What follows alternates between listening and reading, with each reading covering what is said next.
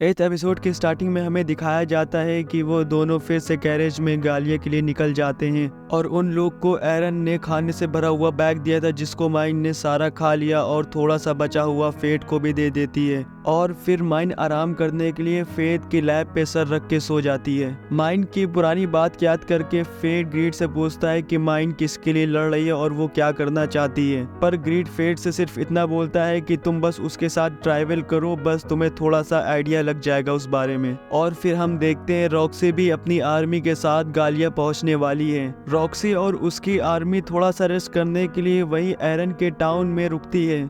Roxy हाउसिन family के fort के सामने खड़ी होती है, तभी वहाँ एरन आ जाता है और उन लोग का वेलकम करता है। एरन रॉक्सी को देख के तुरंत जान जाता है कि वो कौन है। रॉक्सी एरन से बोलती है कि आप मेरे बारे में कैसे जानते हैं, तो एरन उससे बोलता है कि आपके मम्मी पापा मेरे पुराने दोस्त थे, और एरन ये भी बताता है कि तुम्हारा नाम मैंने ही रखा था।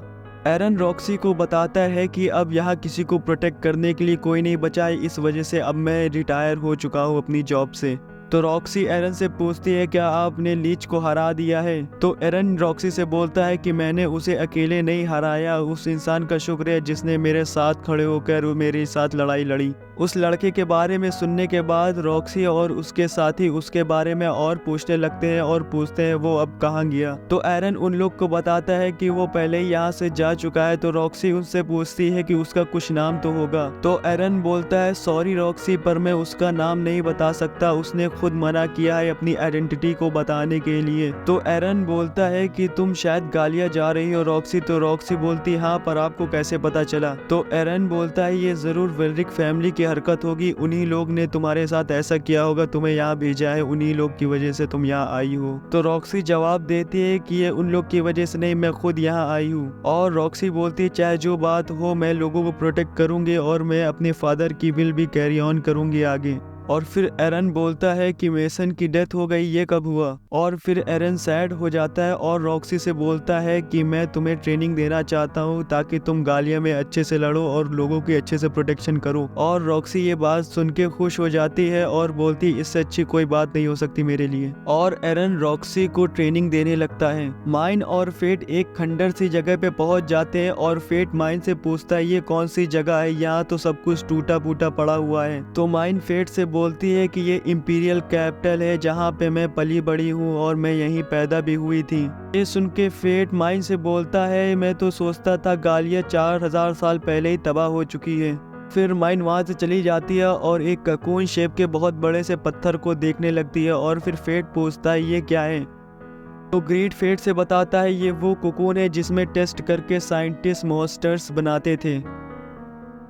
फिर फेट उसका स्टैट्स चेक करता है जो कि बहुत हाई होता है और उसको सही से चेक नहीं कर पाता, एरर दिखा देता है आगे। तो माइन बोलती है इसको अभी हम लोग नहीं हरा सकते क्योंकि ये अभी भी लार्वा स्टेज पे है, जब ये थोड़ा बड़ा हो जाएगा तभी हम इसे हरा सकते हैं, नहीं तो ऐसे ये नहीं मरेगा। पर माइन बोलती है अपनी ग्लटनी स्किल का इस्तेमाल करके इसको सब डिवावर कर लो तो ये शायद मर सकता है। और उस पे एक अटैक कर देती है जिसके अंदर हमें एक लड़की दिखाई जाती है। फिर वो एक बड़ा सा अंडा कैमरा के रूप में बदल जाता है और उसके बीचों बीच एक लड़की होती है। फेट उसको देख के बोलता है ये कौन है, इसकी आंखें तो बिल्कुल मेरी तरह दिखती हैं। फेट उसको पूछता है ये कौन है और वो लड़की उसको बताती है वो कैमरा की हार्ट है और उसको हम लोग को मारना होगा। फेट बोलता है अगर मैंने उसको मार दिया तो वो हमेशा हमेशा के लिए मर जाएगी, आफ्टर लाइफ कभी नहीं देख पाएगी, इस वजह से मैं उसे नहीं मारना चाहता। तो माइन फेट से बोलती है ये एक मॉन्स्टर के सिवा कुछ नहीं है, तुम पागल मत बनो, ये बस ह्यूमन स्किन पहने हुआ एक मॉन्स्टर है। अगर तुम ऐसे ही बचकानी हरकतें करते रहोगे बार बार तो जल्दी हम दोनों लोग मर जाएंगे। कैमरा एक अटैक करता है जिससे पूरी जमीन लावा बन जाती है और उन्हीं लोग के ऊपर आने लगती है। फेट ग्रीड से बोलता है जल्दी साइथ में बदल जाओ और उसके ऊपर अटैक करो, पर ग्रीड बोलता है कि मेरा अटैक उस पर कुछ काम नहीं करेगा। और तभी माइन आगे आ जाती है और उस लावा पे अटैक कर देती है जिससे वो लावा उसी पे जाके लग जाता है,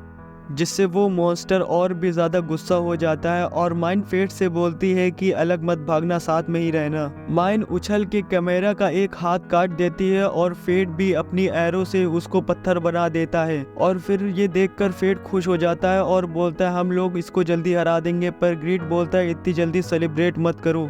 और कैमेरा अपने आप को रीजनरेट करने लगता है, अपना हाथ वापस उगा लेता है और फेट का अटैक भी नॉर्मल हो जाता है।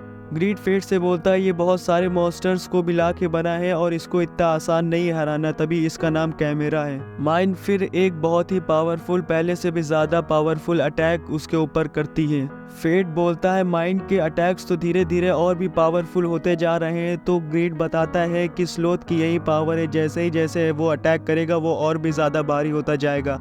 माइन के अटैक से वो मॉन्स्टर और भी पावरफुल होने लगता है और इवॉल्व होने लगता है। मॉन्स्टर का इवोल्यूशन देख के माइन फेट से बोलती है कि तुम पीछे रहो, आगे मत बढ़ना। ये देख के फेट सोचने लगता है क्या मैं इतना कमजोर हूँ कि बार बार लोगों को मेरी प्रोटेक्शन करनी पड़ती है, मैं इतना कमजोर क्यों हूँ आखिर? अगर मैं ऐसे ही कमजोर रहा तो मैं रॉक्सी की कैसे हेल्प करूंगा और मैं उसके साइड बाय साइड कैसे लड़ूंगा? मैं और भी ज्यादा पावरफुल बनना चाहता हूँ। फिर फेट माइन से बोलता है कि मैं हाफ स्टारवेशन स्टेट पे जा रहा हूँ ग्लटनी के। माइन बोलती है ज्यादा अंदर मत चले जाना, नहीं तो फिर तुम्हारे ऊपर ग्लटनी हावी हो जाएगी और तुम अपना कंट्रोल खो दोगे।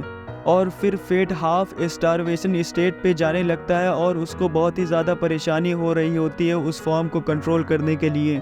तो फिर फेट माइन से बोलता है अब मैं तैयार हूँ इस चीज़ से लड़ने के लिए। वो मॉन्स्टर अब इवॉल्व हो चुका है जिससे उसके फेदर्स आ गए हैं और उसी फेदर्स से वो उन लोग के ऊपर अटैक करता है। फेट अपने बू को इवॉल्व कर लेता है और अपने 10% स्टैट्स दे के उसके ऊपर हमला करता है। इससे मॉन्स्टर और उसके अटैक पत्थर में बदल जाते हैं और फिर माइन अपने पावर्स का यूज़ करके अपने स्लोथ को अवेकन कर लेती है और उस पर बहुत बड़ा अटैक मारती है। और फिर ग्रीड बोलता है फेट से कि इतना खुश मत हो, वो जल्दी से रीजनरेट हो जाएगा, उस पर जल्दी जल्दी हमला करो। वो लोग उस मॉन्स्टर को इतना डैमेज कर देते हैं कि उसको रीजनरेट करने के लिए अपने आसपास एक बैरियर बनाना पड़ता है। ग्रीड साइड में बदल जाता है और फेट उससे उस बैरियर पे अटैक करता है पर उसके ऊपर कुछ असर नहीं होता। ग्रीड फेट से बोलता है कि वीकेस्ट पॉइंट को देखो और उस पे वार करो। फेट वो पॉइंट ढूंढ लेता है और उस पर हमला करता है जिससे वो बैरियर टूट जाता है। और जैसे ही उसका बैरियर टूटता है वो लड़की फेट को देख के चिल्लाने लगती है जिससे फेट पीछे हट जाता है और वो लड़की बच के भाग जाती है। फेट माइन से सॉरी बोलता है कि मैंने उसे जाने दिया, पर माइन बोलती है मेरी एक्स पर चढ़ो।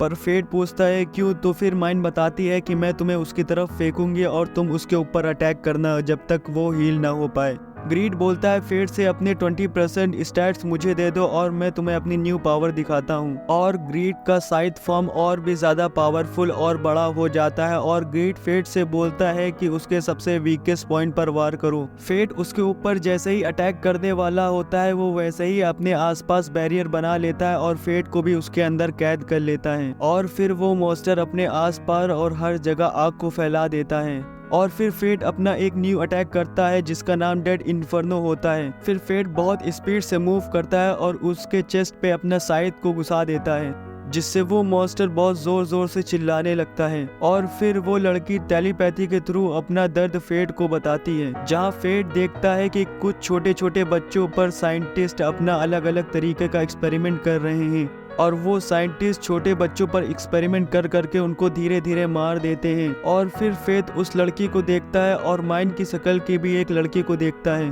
और फेट अपनी आंखें खोलता है और बोलता है पता नहीं क्यों मेरे चेस्ट में बहुत ज़्यादा सैडनेस है और बहुत ज़्यादा सैडनेस से वो टाइट हो चुका है। और जैसे मुझे मॉन्स्टर्स को मारने के बाद खुशी होती है और मुझे ज़रा से भी इसको मारने के बाद खुशी नहीं हो रही है। और ग्रीड फेट से बोलता है कि तुमको खुशी होगी भी नहीं क्योंकि तुमने अपने ही जैसे एक को मारा है। तो फेट बोलता है ये मेरे जैसे थी। और माइन उस लड़की के लिए एक कबर बनाती है और उसी के पास खड़ी होती है, तभी वहाँ फेट आ जाता है। और फेट माइन से पूछता है कि क्या तुम इसे जानती थी? तो माइन बोलती है कि हाँ मैं जानती थी, पर अगर कोई इंसान कैमरा बन जाए तो उसको मारना ज़्यादा ज़रूरी होता है, नहीं तो वो पूरी सिटी को तबाह कर देते हैं। और फेट बोलता है अगर मैंने अपनी ग्लटनी को नहीं काबू में रखा तो मैं भी इसी की तरह कैमरा बन जाऊंगा। फिर फेट माइन से बोलता है कि मुझसे एक प्रॉमिस करो, अगर मैं भी इसके तरह एक कैमरा बन गया तो तुम मुझे वहीं पे मार दोगी, और अगर तुम्हें जरा सा भी लगे मैं अपना कंट्रोल खो रहा हूँ तो तुम मुझे वहीं पे मार देना। माइन फेट को गले लगा के बोलती है कि अगर ऐसा कभी कुछ हुआ तो मैं तुम्हें मार दूंगी। और फिर फेट माइन से बोलता है कि मैं बेबीलोन जा रहा हूँ, तुम मेरे साथ नहीं चलोगी? पर माइन फेट से बोलती है अभी मेरा यहाँ काम खत्म नहीं हुआ है, मैंने कुछ लोगों से प्रॉमिस किया है कि मैं यहाँ एक विलेज बनाऊंगी उनके लिए। फिर माइन फेट से बोलती है जब मैं तुमसे पहली बार मिली थी तो मुझे लग रहा था कि तुम पहले ही मर जाओगे। ग्रीड उन लोगों को इंटरप्ट करके बोलता है अब मैं लेवल 3 का वेपन बन गया हूँ। माइन फेट से बोलती है कि तुम उल्लू अपने सारे स्टैट्स अपने वेपन को अनलॉक करने में लगा दिया। फिर हम देखते हैं रात हो चुकी है और फेट बेबीलोन पहुंच चुका है।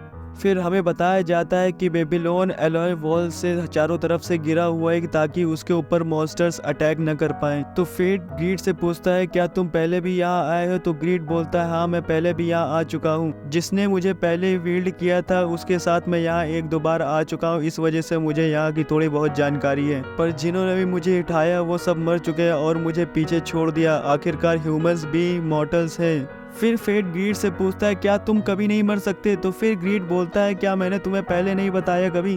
द वेपन ऑफ मॉर्टल सिन कभी नहीं डिस्ट्रॉय हो सकते।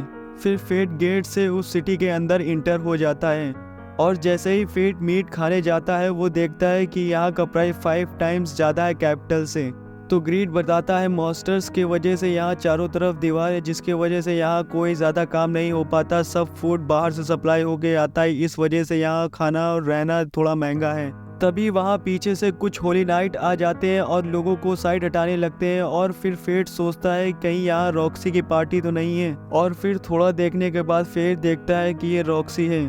रॉक्सी को देख के वहाँ लोगों की भीड़ लग जाती है और सब लोग रॉक्सी को चीयर करने लगते हैं। तभी हम लोग देखते हैं कि फेट के पीछे कोई ब्लू हेयर की लड़की खड़ी होती है जो फेट को देख रही होती है और ये चीज़ फेट को फील हो जाती है, पर वो जैसे ही पीछे मुड़ता है तो वो मुड़ के वापस चली जाती है और वो लड़की बोलती है कि रॉक्सी को यहीं मरना होगा।